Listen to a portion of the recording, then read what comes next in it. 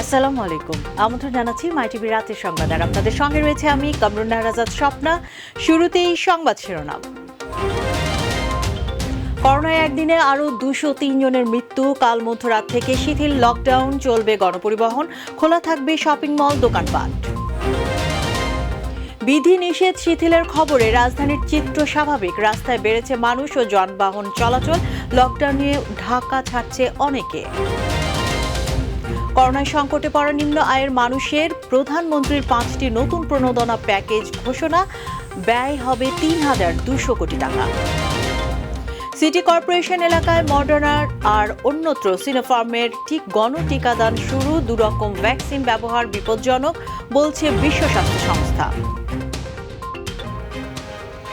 শুনছিলেন শিরোনাম। সংবাদে এছাড়াও থাকছে মাই টিভির মঙ্গলবারের বিশেষ আয়োজন মাই টেক।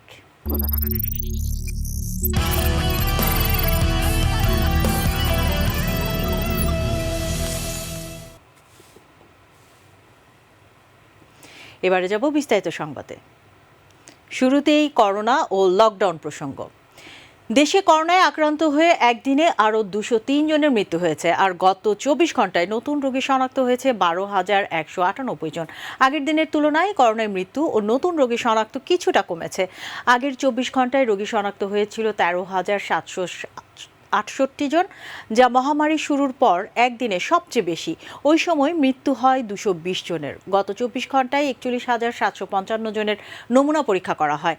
পরীক্ষার বিপরীতে রোগী শনাক্তের হার 29.21%। আগের দিন হার ছিল 31.24%। স্বাস্থ্য অধিদপ্তর জানিয়েছে, সব মিলিয়ে পর্যন্ত দেশে করোনা রোগীর সংখ্যা দাঁড়ালো 10,47,155 জন। মোট মৃত্যু 16,842 জনের। গত 24 ঘন্টায় সবচেয়ে বেশি 61 জনের মৃত্যু হয়েছে ঢাকা বিভাগে। খুলনা বিভাগে মারা গেছে 53 জন, চট্টগ্রাম বিভাগে 30 জন, রাজশাহীতে 27 জন এবং রংপুর বিভাগে মৃত্যু হয়েছে 15 জনের। বাকিরা অন্য বিভাগের।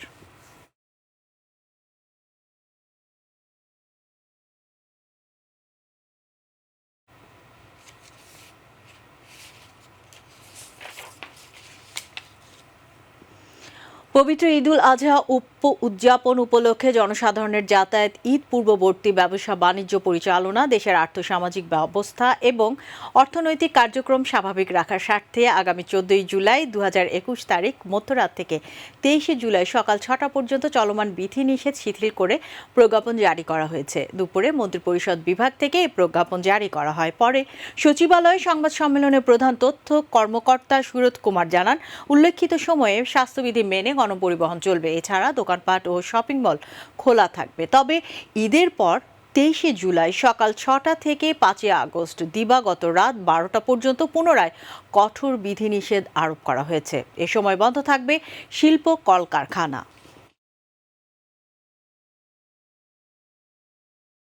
14 জুলাই থেকে 22 জুলাই পর্যন্ত স্বাস্থ্যবিধি মেনে চলার সাপেক্ষে শিথিল করেছে এবং এটি মূলত ঈদুল আজহা উদযাপন, ঈদ পরবর্তী ব্যবসা বাণিজ্য পরিচালনা ইত্যাদি কারণে 23 জুলাই থেকে আবার কঠোর বিধিনিষেধ চালু করা হবে। এই মর্মে সকল প্রকার কলকারখানা বন্ধ থাকবে 23 জুলাই থেকে আগামী 5 আগস্ট রাত 12টা পর্যন্ত। এটি এবারের মতো প্রথমবারের হয়েছে। এছাড়া সড়ক, রেল, নৌপথ, গণপরিবহন সকল প্রকার যানবাহন চলাচল বন্ধ থাকবে। শপিং মল, মার্কেট সমূহ, দোকানপাট বন্ধ থাকবে এই 23 জুলাই থেকে 5 আগস্ট পর্যন্ত। বিধিনিষেধ শিথিলের খবরে কঠোর লকডাউনের 13তম দিনের রাজধানীর চিত্র অনেকটাই স্বাভাবিক। গণপরিবহন ছাড়া সড়কে চলছে সব ধরনের যানবাহন। নানা অজুহাতে ঘরের বাইরে মানুষ। যৌক্তিক কারণ দেখাতে না পারলে পড়তে হচ্ছে জেল জরিমানার মুখে। তল্লাশি করতে হিমশিম খেতে হচ্ছে আইনশৃঙ্খলা বাহিনীর সদস্যদের। SMRF report. কঠোর লকডাউন শিথিলতার আগেই এর প্রভাব পড়ছে রাজধানীতে। সড়কে গণপরিবহন না থাকলেও আগের তুলনায় সব ধরনের যান চলাচল বেড়েছে মানুষের আনাগোনাও। রাস্তাঘাটের পরিস্থিতি স্বাভাবিক সময়ের মতোই, মানা হচ্ছে না কোনো বিধিনিষেধ। কি করবো, বাঁচতে তো হইব, বুঝছেন না? এই জন্য আমাকে এইভাবে যাতায়াত করা, আর কিছুই না। গাড়ি তো নাই, আমরা লোকে 5 জন, রিক্সা পোষাইতেছে না। নগরীর গুরুত্বপূর্ণ পয়েন্টের চেকপোস্টে আইন শৃঙ্খলা বাহিনীর তৎপরতা অব্যাহত আছে। তারপরেও নানা অজুহাতে গন্তব্যে যাচ্ছে মানুষ। যৌক্তিক কারণ দেখাতে না পারলে পেতে হচ্ছে জেল জরিমানা। আমার ফ্যাক্টরির মানে আইডি নেই, কিন্তু অফিসিয়ালি ভিজিটিং কার্ডে আছে আর কি। যানবাহনের বাড়তি চাপে কোথাও কোথাও সৃষ্টি হয় যানজট। তল্লাশি চৌকিতে হিমশিম খাচ্ছে আইন শৃঙ্খলা বাহিনীর সদস্যরা। লকডাউন শিথিল করার কারণে তাই আজকে থেকে একটু মানুষের পদচারণা বেড়ে গেছে, অজুহাত বেড়েছে। বেশিরভাগই বলতেছে যে ব্যাংকে যাব, আবার কেউ বলতেছে হাসপাতালে গেছি আসতেছি, আবার কেউ বলতেছে টিকা। তো টিকার কথা বললে আমরা তখন তাদের কাছে ওই যে টিকার কার্ড দেখি, যে কার্ড দেখান। তো অনেকে কার্ড দেখাইতে পারে, যারা একটু মিথ্যার আশ্রয়ে কার্ড দেখাইতে পারে না, তাদেরকে আমরা ওই যে বাহনে আসে ওই বাহনের বিরুদ্ধে, ওদের বিরুদ্ধে আমরা ব্যবস্থা নিই। সড়কের মতোই স্বাভাবিক নগরীর অলিগলি, কোথাও মানা হচ্ছে না স্বাস্থ্যবিধি। এস এম আরিফ, মাই টিভি, ঢাকা। শত বাধা বিপত্তি উপেক্ষা করে কঠোর লকডাউনের মধ্যেই ঢাকা ছাড়ছে অনেক মানুষ। গ্রামের বাড়ি ফিরছেন তারা। এজন্য পথে দুর্ভোগের মুখোমুখি গুনতে হচ্ছে কয়েক গুণ বেশি ভাড়া। বিশেষজ্ঞরা বলছেন, লকডাউনের কারণে বেকার হওয়া সহ নানা সমস্যার কারণে বাধ্য হয়ে ঢাকা ছেড়ে গ্রামে ফিরছেন নিম্ন ও মধ্যবিত্তরা। এস এম খোরশেদ আলমের রিপোর্ট। কঠোর লকডাউনের মধ্যেও থামেনি মানুষের ঢাকা ত্যাগ। প্রতিদিনই রাজধানীর প্রতিটি বহির্গমন পথে তারা ছুটছেন গ্রামের বাড়ি।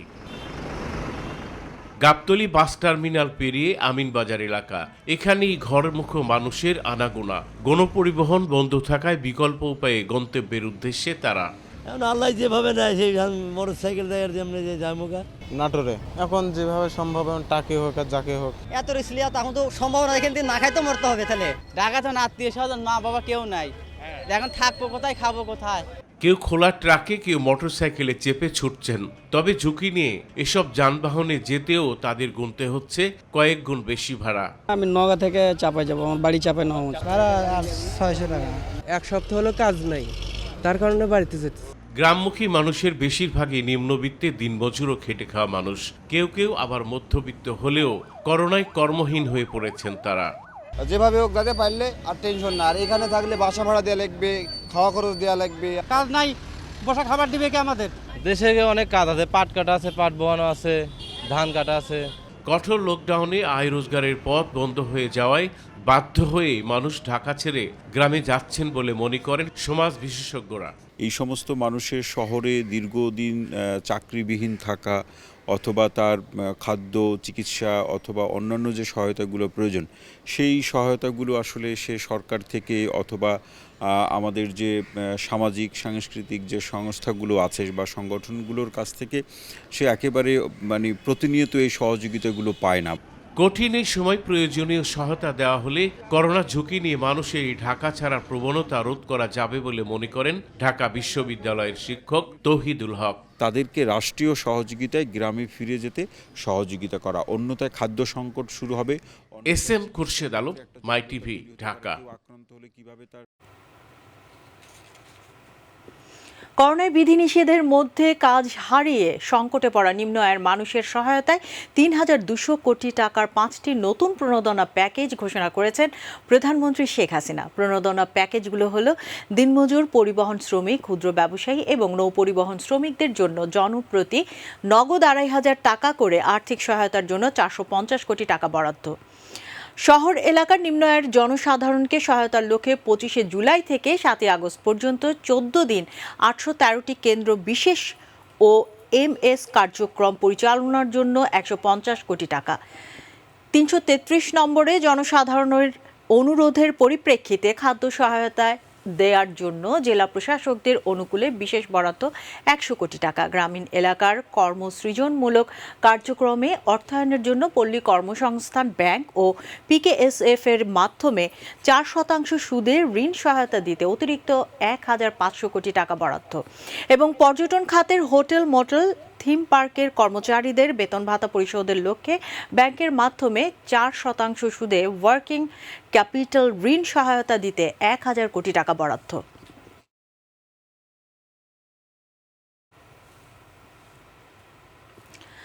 জনগণ ঠিকমতো মাস্ক ব্যবহার ও স্বাস্থ্যবিধি মেনে চললে লকডাউনের প্রয়োজন হয় না বলে মন্তব্য করেছেন আওয়ামী লীগের সাধারণ সম্পাদক ওবায়দুল কাদের। সকালে সরকারি বাসভবনে নিয়মিত ব্রিফিংকালে কথা বলেন তিনি। দায়িত্বহীনভাবে ফেরিঘাট, বাস ও লঞ্চ টার্মিনাল এবং কোরবানির পশুর হাটে বাঁধ ভাঙা ভিড় সৃষ্টির ব্যাপারে সতর্ক থাকার আহ্বান জানিয়ে সড়ক পরিবহন ও সেতুমন্ত্রী বলেন, তা না হলে ভয়ঙ্কর বিপর্যয় নেমে আসবে। ভাইরাসের সংক্রমণ এখন গ্রাম থেকে গ্রামে ছড়িয়ে পড়ছে ভয়ঙ্কর গতিতে। প্রতিদিনই সংক্রমণ আগের দিনের হারকে অতিক্রম করে যাচ্ছে। আমরা যেন মাস্ক পরি, সামাজিক দূরত্ব বজায় রাখি, অন্যান্য স্বাস্থ্যবিধি মেনে চলি। মনে রাখতে হবে, করোনা প্রতিরোধের সবচেয়ে শানিত হাতিয়ার হচ্ছে মাস্ক। করোনার টিকাদান প্রসঙ্গ। করোনার টিকার জন্য হাহাকারে থাকা মানুষের আক্ষেপ ঘুচতে শুরু করেছে। রাজধানীর টিকা কেন্দ্রগুলোতে পুরোদমে চালু হয়েছে টিকাদান। এবারের দেয়া হচ্ছে যুক্তরাষ্ট্রের মডার্নার টিকা। আর টিকা নিতে প্রতিটি কেন্দ্রে মানুষের উপচে পড়া ভিড়। সংশ্লিষ্টরা জানান, পর্যায়ক্রমে সবাইকেই দেয়া হবে টিকা। আরও জানাচ্ছেন ড্যানি ত্র।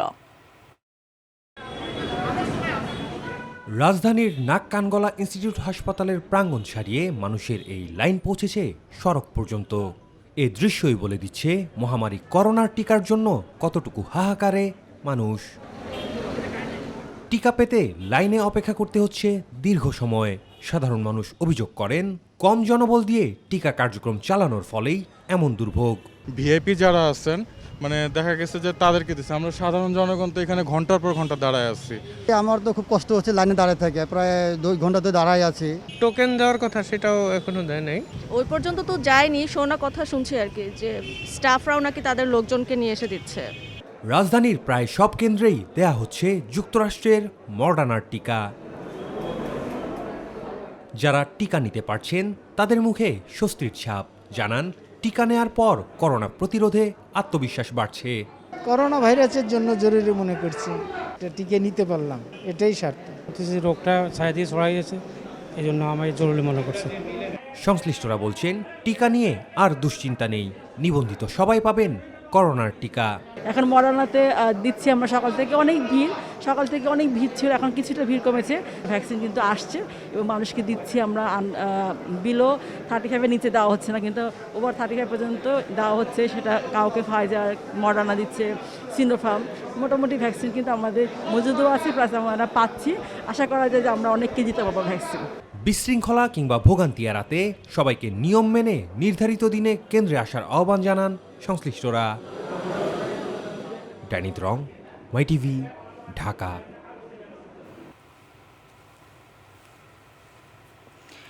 চীন বাংলাদেশকে আরও 10 লাখ ভ্যাকসিন দিচ্ছে বলে জানিয়েছেন পররাষ্ট্রমন্ত্রী ডক্টর এ.কে আব্দুল মোমেন। তিনি বলেন, কোভ্যাক্সের সহায়তায় অ্যাস্ট্রাজেনেকার টিকা দ্রুত আসবে, যার ফলে দ্বিতীয় ডোজের বিদ্যমান সংকট দূর হবে।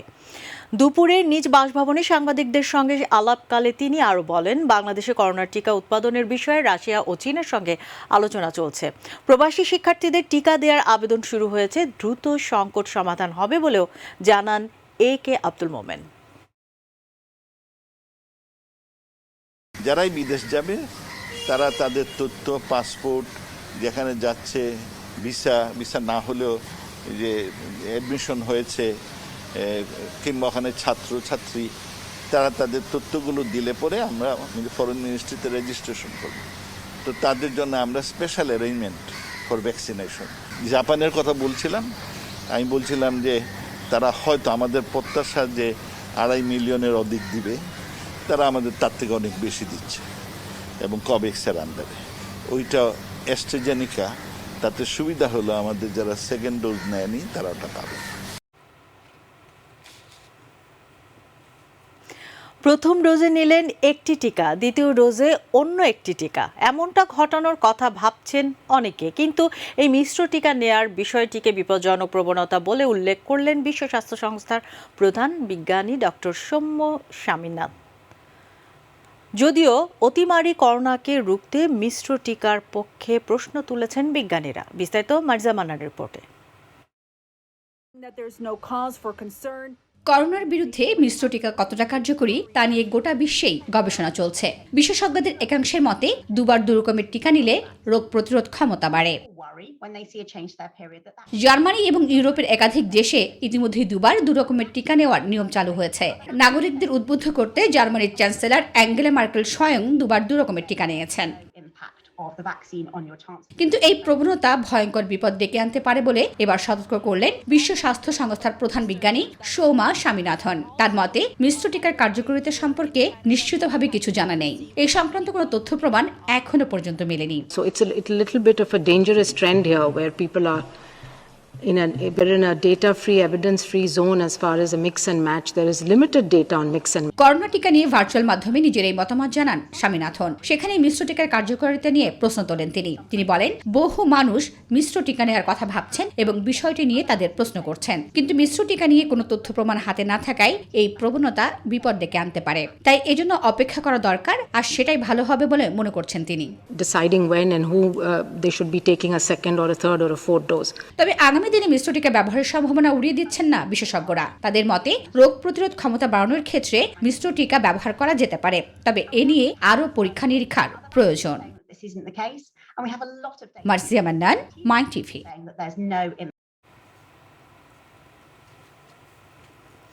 এবার গ্রাম বাংলার খবর।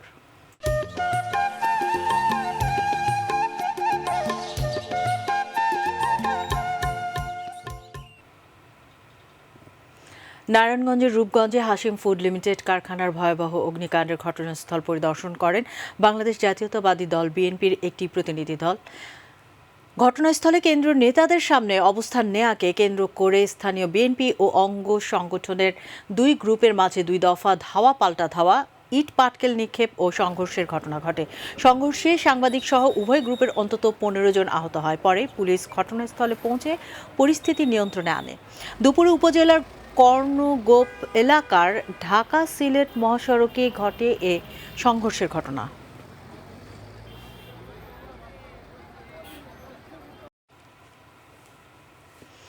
ঈদকে সামনে রেখে কঠোর লকডাউনের মধ্যে রংপুরে বসেছে কোরবানির পশুর হাট। জমজমাট এসব হাটে উপেক্ষিত স্বাস্থ্যবিধি।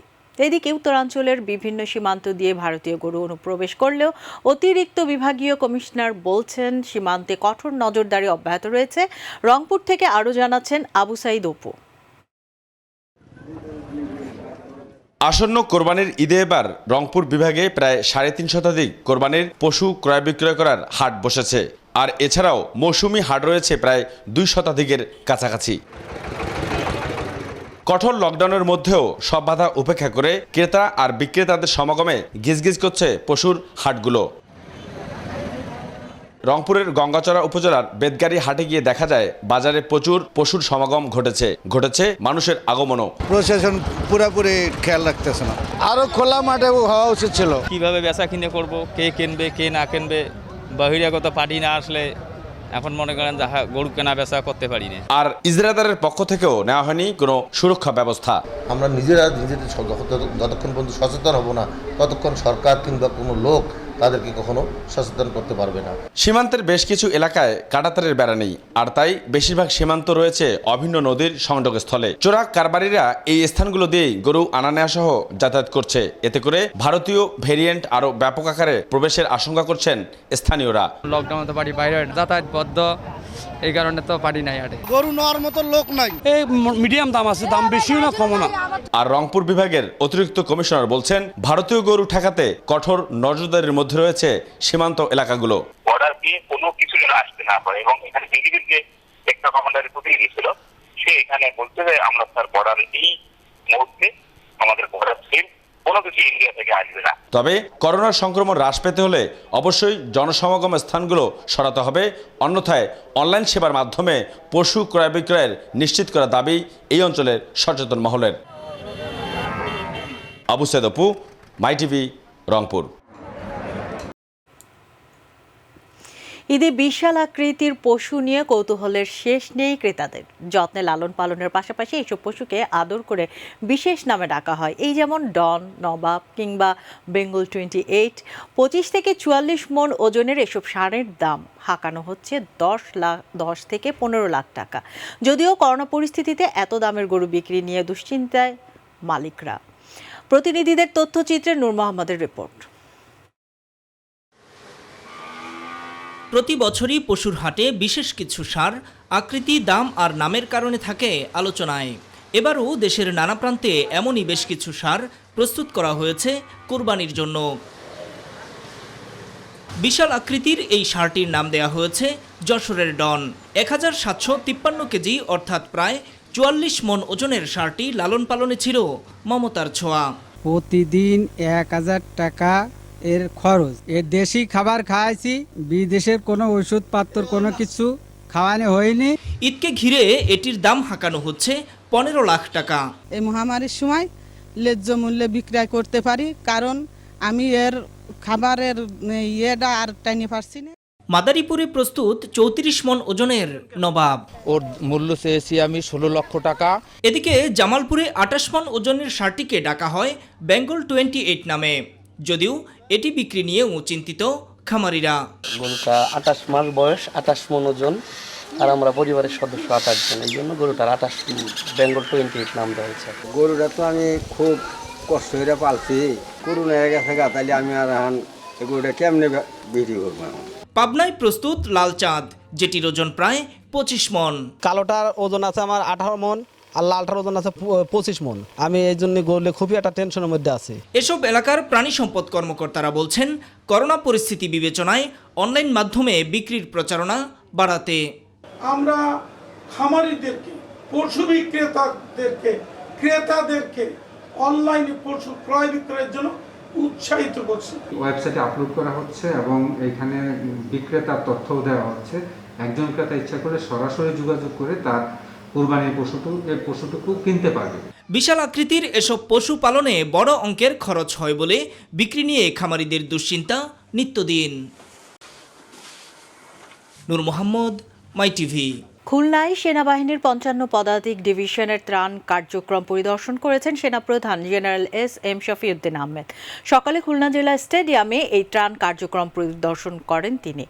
এ সময় 5000 দরিদ্রদের মাঝে ত্রাণ বিতরণ করা হয়। পরে খুলনার শিববাড়ি চত্বরে লকডাউন বাস্তবায়নে সেনাবাহিনীর টহল কার্যক্রম পরিদর্শন করেন সেনাপ্রধান। পরে সার্কিট হাউসে স্থানীয় প্রশাসনের সাথে মতবিনিময় করেন তিনি।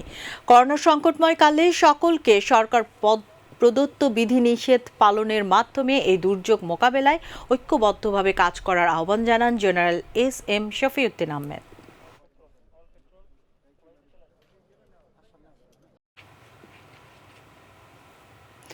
রাজধানীর উত্তরায় কেয়ারটেকার সুবল চন্দ্র পালকে হত্যার 2 দিন পর আসামিদের গ্রেফতার করেছে পুলিশ। পাশাপাশি হত্যাকাণ্ডের রহস্য উন্মোচনে সক্ষম হয়েছে।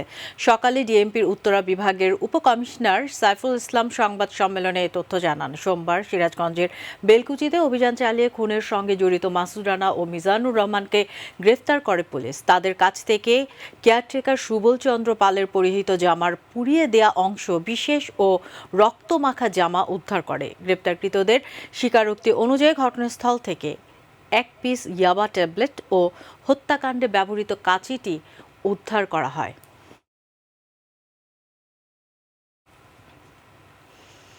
চলতি বছরেই হয়তো বেশ বড় ধরনের পরিবর্তন আসতে যাচ্ছে স্মার্টফোনের এক্সটার্নাল ফিচারে, বিশেষ করে এর ক্যামেরা প্রযুক্তিতে। এরই মধ্যে নেট দুনিয়ায় ছড়িয়ে পড়েছে স্মার্টফোনের ভেতর থেকে ড্রোন বের হয়ে আসা ভিডিও। পাশাপাশি ফোনের শরীর থেকে ক্যামেরা বিচ্ছিন্ন করে সেটি আলাদা ব্যবহারের প্রযুক্তিও সমাদর পাচ্ছে বেশ। স্মার্টফোনগুলো এভাবে আরও স্মার্ট হয়ে ওঠার খবর সাপ্তাহিক আয়োজন মাইটেকে জানাচ্ছেন মোবাল্লিক করে। স্মার্টফোনটি নিজে নিজেই শূন্যে ভাসছে, ঘরের ভেতর উড়ে বেড়াচ্ছে, ছবি তুলছে ঘুরে ঘুরে, প্রয়োজনে নিচ থেকে চার্জে বসে পড়ছে। ড্রোন স্মার্টফোনের এমন ফিচারের স্বপ্ন গত কয়েক বছর ধরে দেখাচ্ছে বেশ কয়েকটি মুঠোফোন নির্মাতা প্রতিষ্ঠান। তাদের তৈরি ডেমো ভিডিও নেট দুনিয়ায় বেশ ভাইরালও। গ্যাজেট ফ্রিকদের এমন ফোনে আসাতেই কাটছে দিন।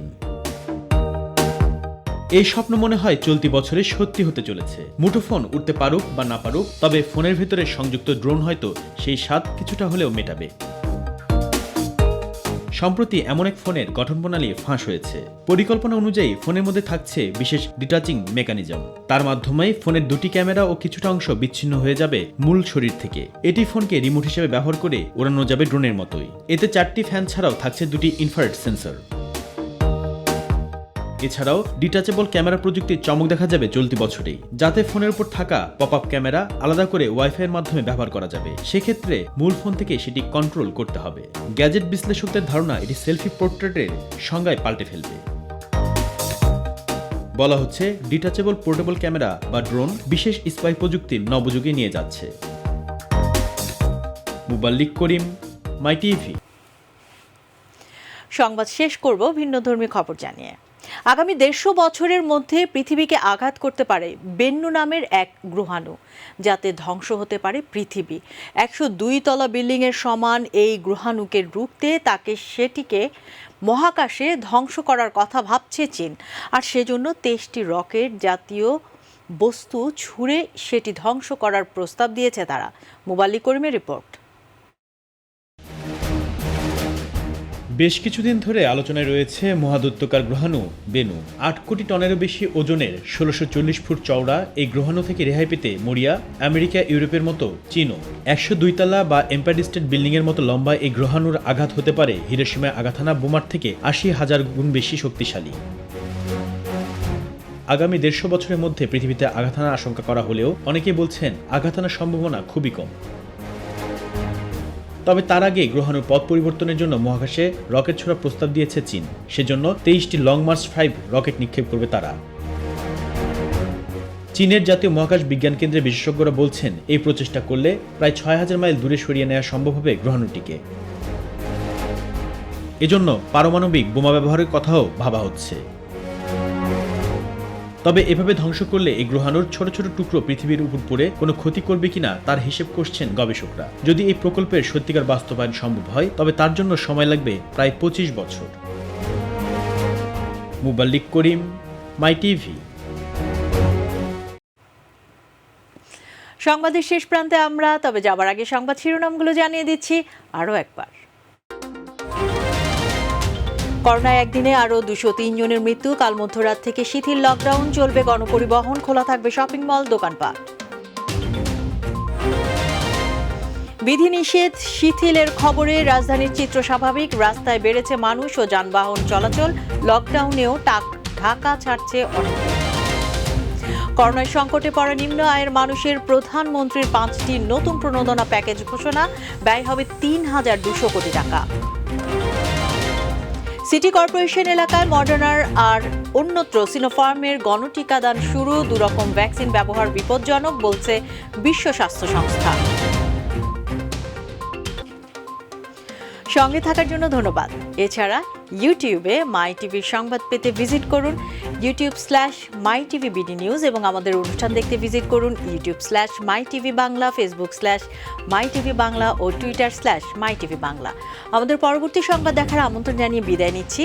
দর্শক, করোনা সংক্রমণ রোধে সবাই সতর্ক থাকুন, মাস্ক পরুন, স্বাস্থ্যবিধি মেনে চলুন। এরই সাথে শেষ করছি আমি কামরুন নাহার আজাদ স্বপ্না। আল্লাহ হাফেজ।